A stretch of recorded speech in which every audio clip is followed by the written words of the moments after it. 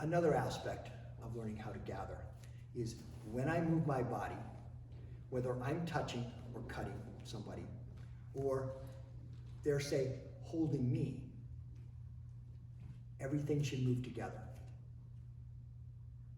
So another practice of this, Jason, would be you have somebody hold your obi, okay? Arms straight. They're not pulling, but as soon as they make me pull, as soon as I start pushing or leaning, they'll feel the pressure in their foot and they won't let you do this, okay? And it's not whether I can maybe drag him if I really, this has to be done, again, with no pressure and no differential of movement. So if I'm trying to come into kamae and I lean, push like that, he can stop me. If I try to fall away on my front leg, he can stop me. Again, the ukimi, my body needs to move like this. Even if it doesn't look like that in the posture because of various things that are happening, like the sword's out in front and it has mass, right?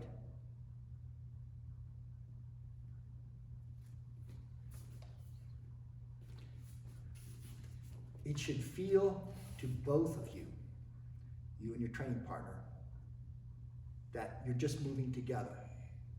That there's no pushing, no pulling, no leaning, no fighting.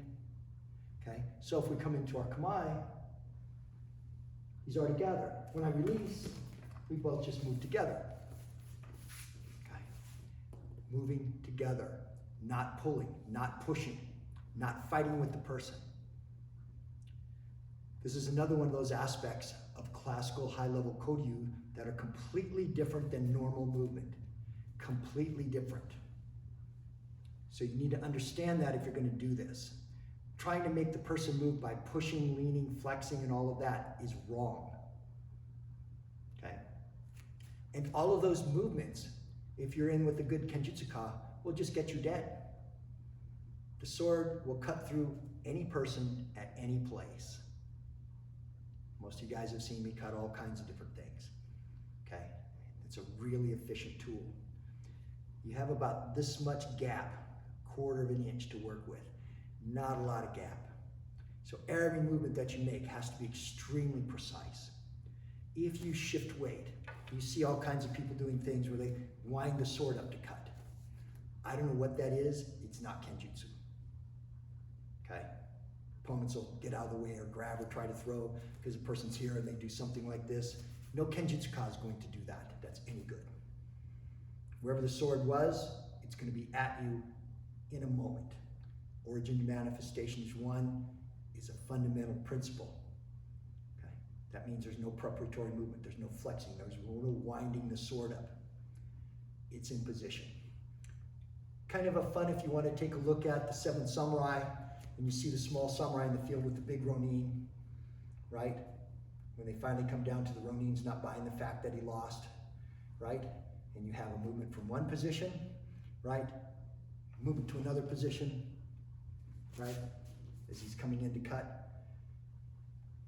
Right now, no wind up, no anything. Comes from one position, comes to the next position, that's it. Okay, so you can do this when you're trying to get into kamae here. When we are raising the sword, we are putting pressure on the uchidachi in the process, or the shidachi, whatever we're doing here. It's not a empty move the sword back and leave it. At every point, I'm pressuring the opponent, but I'm not leaning on my front foot so I can hold this position. I can keep him under pressure.